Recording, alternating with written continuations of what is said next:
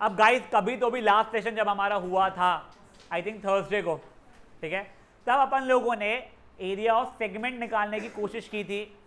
हमने देखा 3 अलग अलग ट्राइंगल्स के लिए हमको निकालने के लिए आएगा। 60 डिग्री के लिए देख रहे तो उसका एरिया ऑफ ट्राइंगल √3/4 साइड्स पर होता था। 90 डिग्री के लिए हाफ बेस इंटू हाइट होता था। अब हम लोग आज 120 डिग्री के लिए देखने वाले हैं। अब गाइस प्लीज ध्यान दो, ये 120 डिग्री के लिए निकालने के लिए हमको थोड़ा ट्रिग्नोमेट्री की जरूरत पड़ने वाली है, बहुत बेसिक ट्रिग्नोमेट्री की, कोई स्ट्रेस वाला नहीं है। डायग्राम कुछ तो भी ऐसा बनने वाला है आप लोगों का, करेक्ट, जहाँ पे ये आपको एरिया निकालना है। ये एरिया के लिए आपको सेक्टर का एरिया तो निकालना आता है, क्या है 120/360 πr², वो स्ट्रेसफुल नहीं है। ये ट्राइंगल का जो एरिया मुझे निकालना है, I wouldn't say stressful, but वही पार्ट है जो कैची है यहाँ का।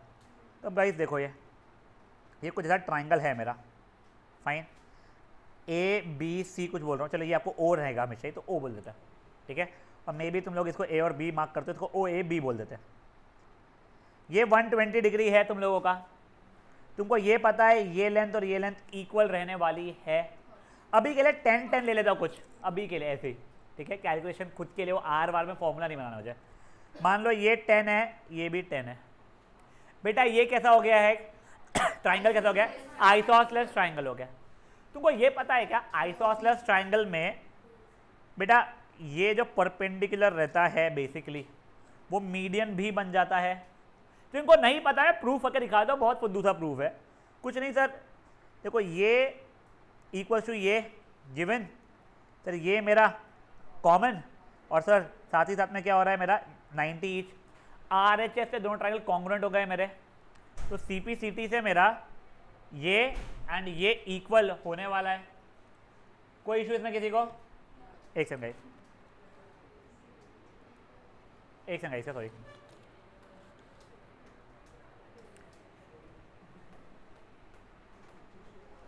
देखिए एक और बार मैं क्या बोल रहा हूँ बेटा, मेरा 120 डिग्री का ट्राइंगल है, सेंट्रल एंगल, देखो इसका एरिया निकालना है।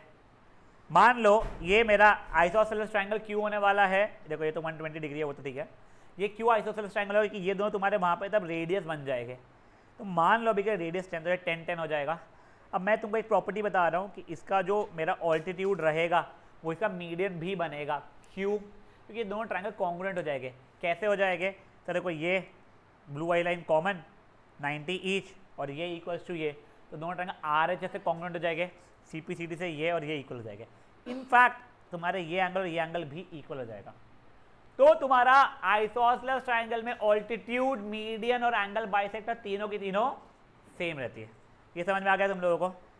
तो अब बेसिकली जो सिचुएशन मेरा ये था कि सर ये मेरा 10 था, कोई इशू किसी को इसमें, ये भी मेरा 10 था, ये 120 पूरा था, तो ये बेसिकली मेरा 60 डिग्री हो गया, ये 90 था, ये ऑल्टीट्यूड भी है, एंगल बाइसेक्टर भी है, सब कुछ चीज़ें हैं मेरे लिए अभी तक के, कोई इशू है इसमें किसी को? ये कुछ तो भी, अगर ये OAB था तो अभी के लिए मैं इसको C बोल रहा हूँ। अब गाइस प्लीज़ देखो, मैंने बिल्कुल बेशर्मों समान इसको किया इग्नोर। मुझे निकालनी थी ये लेंथ, ये 60 डिग्री है, इसके लिए ये एडजेसेंट है, ये हाइपोटेनियस है, तो cos 60 की वैल्यू मेरी एडजेसेंट बाय हाइपोटेनियस हो जाएगी। cos 60 मतलब हो जाएगा मेरा 1/2, ठीक है। और ये कितना हो जाएगा बच्चा लोग मेरे लिए, 1/2 इज इक्वल्स टू OC जिसकी वैल्यू नहीं पता है इंटू AO जिसकी वैल्यू 10 है, तो इम्प्लाइज AO की लेंथ 5 हो जाएगी। मुझे अब ये हाइट मिली है, मुझे बेस की तो ज़रूरत है, तो अब सर ये और ये के बीच में रिलेशन क्या है, साइन का, तो मैंने साइन 60 लगाया, वो कितना हो जाएगा मेरा AC अपॉन OA या AO, तो √3/2 इक्वल्स टू AC जो पता नहीं है, OA कितना बचा लोग 10, तो AC की वैल्यू 5√3 सेंटीमीटर आ जाएगी। बट याद करो जिसको बेशर्मों समान तुमने इग्नोर किया था, ये तुम्हारा ये और ये इक्वल है, तो इम्प्लाइज तुम्हारा AB 10√3 हो जाएगा। अब इसको और इसको यूज़ करते हुए एरिया निकाला, half base into A, this should be OC, I am sorry, this should be OC, कोई बात नहीं, गलती हुई, सॉरी, ये OC है, वो एरिया हो गया हाफ 10√3 इंटू 5, कटा कटा आंसर 25√3 आ गया। बहुत अजीब था क्वेश्चन, ठीक है। अब देखो, अब मैं तुम्हारे को क्वेश्चन लिखा रहा हूं, तो उसके थ्रू सॉल्व करना है। देखो लिखो, पढ़ते क्वेश्चन एक। Find the area of segment of a chord, find the area of segment of a chord which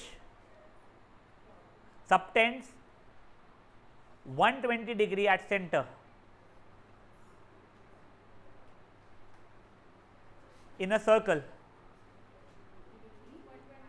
at the center in a circle whose radius is 7 centimeter, at the center in a circle whose radius is 7 centimetre.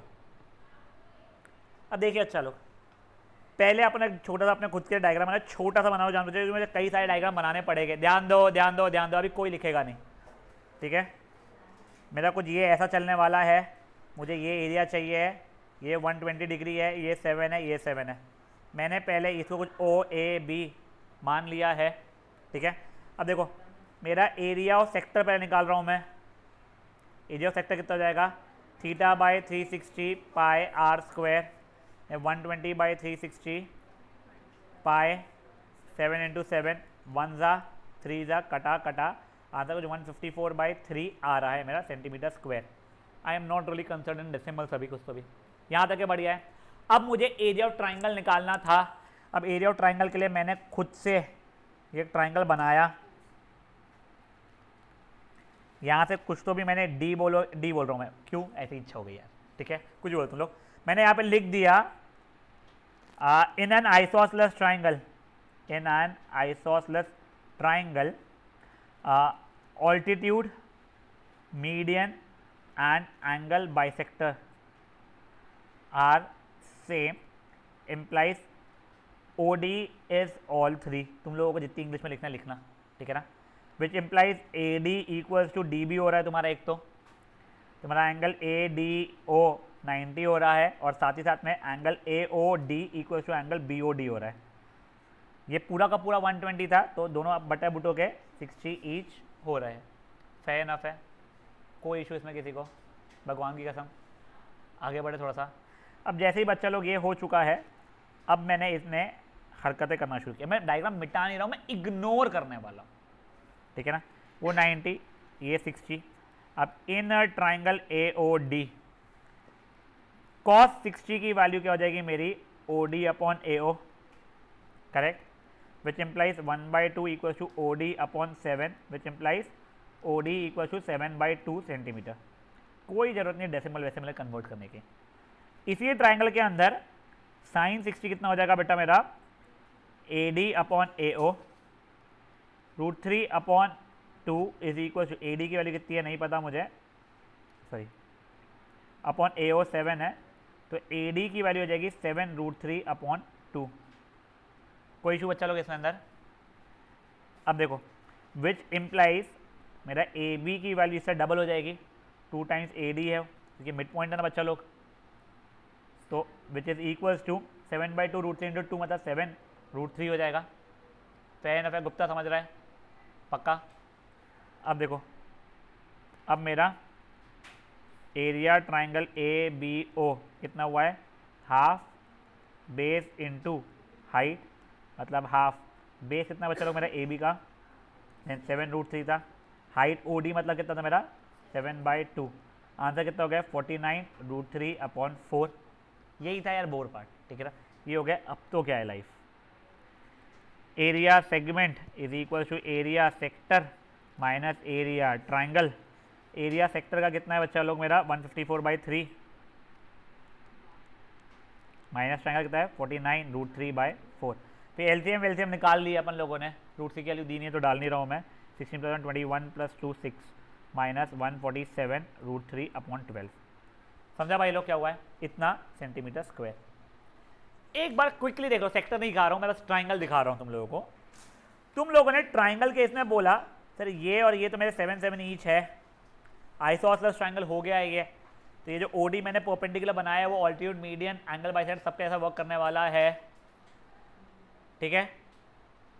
अब जैसे ही वो हो गया है, इसके बाद में मैंने क्या बताया आप लोगों को कि सर ये 60 हो रहा है, मैंने cos 60 निकाल लगा के OD निकाला, sin 60 लगा के AD निकाला, AD को इंटू 2 किया तो मेरा A भी आ गया, OD पता है, A भी पता है, बधाई हो। हाफ बेस इंटू हाइट करूँगा, एरिया आएगा, हाफ बेस इंटू हाइट से एरिया ट्राइंगल का आया, सबट्रैक्ट किया, आंसर आ गया। जितना खुद से कर सकते हो उतना करो, कि इसका एक और क्वेश्चन भी नहीं करा रहा हूँ मैं, बस खत्म, एक ही क्वेश्चन करा रहा हूँ इसका मैं। बच्चा देख, मैंने एक बार देख एक इनको साइन और कॉस क्यों लगाया, मैंने ये लिया था बच्चा, मुझे हाइपोटेनियस पता था, मुझे एडजेसेंट चाहिए था, तो मैंने कॉस लगाया, सेक भी लगा सकता था। फिर मुझे हाइपोटेनियस पता था, मुझे अपोजिट चाहिए था, तो मैंने साइन लगाया, कोसेक भी लगा सकता था मैं, ठीक है ना। हाँ, एक कोई बच्चा ऑनलाइन में कुछ बोला था।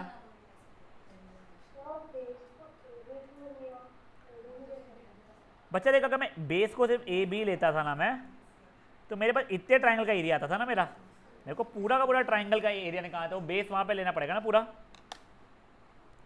समझा बेटा।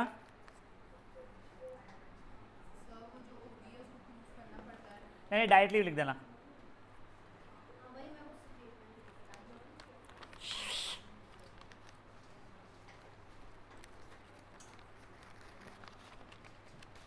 वो झामनी निहारिका का है,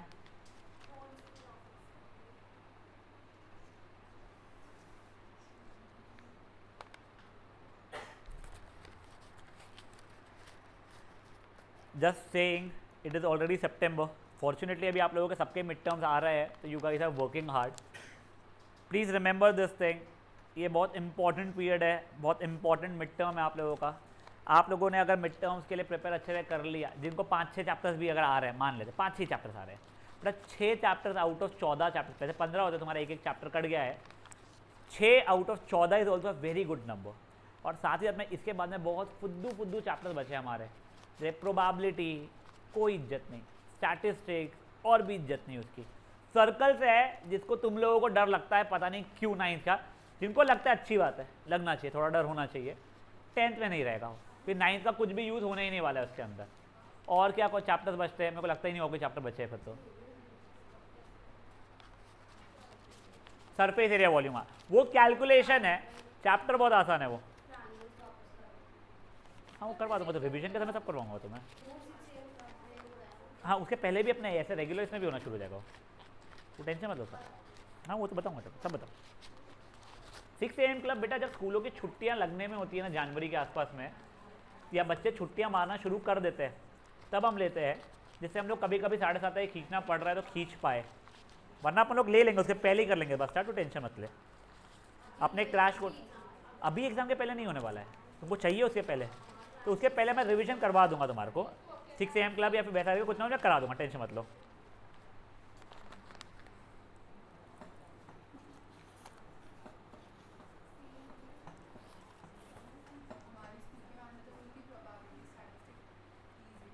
बहुत इजी है बेटा,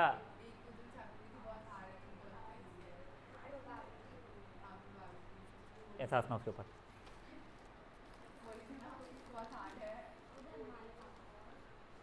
बहुत फुद्दू है, बेसिक एडिशन आता है तेरे को, हाँ बस आ गया था, चैप्टर खत्म हो गया था।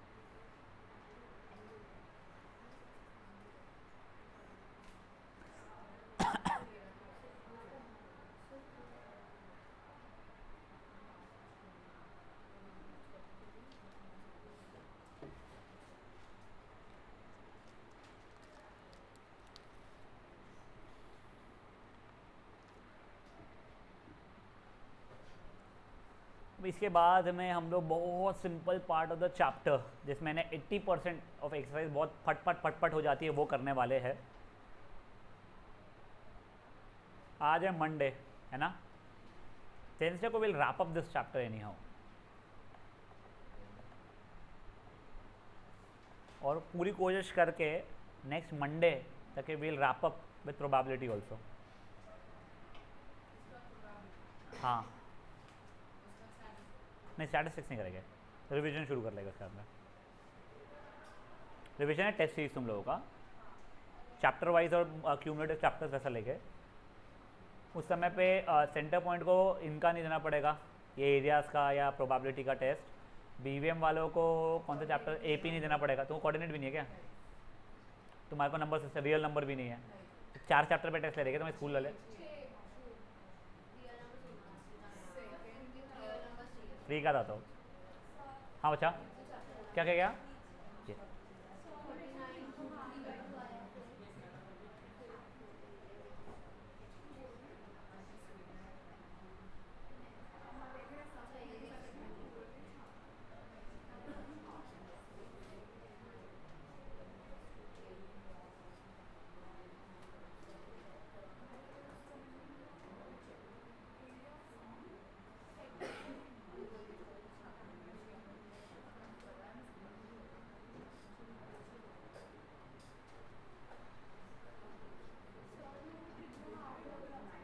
ट्रिग्नोमेट्री का कौन सा पार्ट हार्ड लग रहा है तेरे को, ए पा एंड पा मेरे से लो तुम लोग वीडियोस जो बचे हुए हैं कुछ है तेरे पास, कितने वीडियोस है, कौन सा वाला मेरे पास, एक समझो अभी मत दिखा क्या, मैंने जब कल मैसेज या परसों मैसेज डाला था कि मैं दिन भर फ्री हूँ, हेट हेट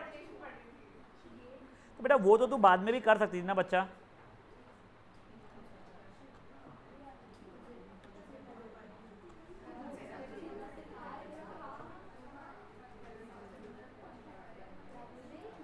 चलिए गाइस बढ़े आगे।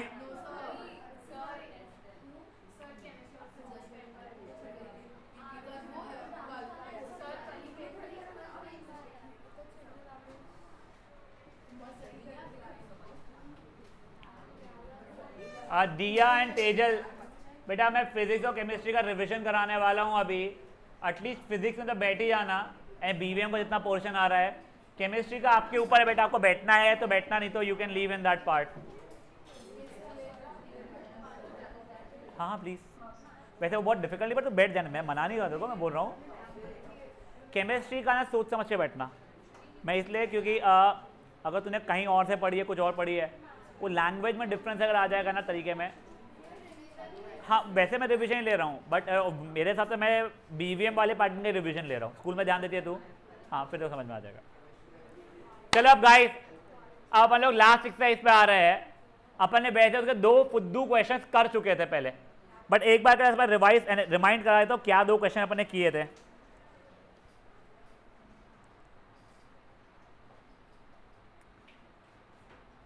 ये देखो अच्छा लोग, अपन लोगों ने उसका I think question number 2 and 3 कर लिया था, ठीक है। क्या था क्वेश्चन नंबर 2 के अंदर, find the area of shaded reason, तो अपन ने बड़े सेक्टर का एरिया माइनस छोटे सेक्टर का एरिया किया था, तो ये आ जाएगा। यहाँ पे स्क्वायर का एरिया माइनस दोनों सेमी सर्कल्स का एरिया करोगे तो ये आ जाएगा, करेक्ट है। यहाँ तक ये पहले कर चुके थे वाले अपन लोग, अब थोड़े से आगे बढ़ रहे हैं अपन लोग। आ जाओ पहले क्वेश्चन नंबर 5 के ऊपर, ठीक है।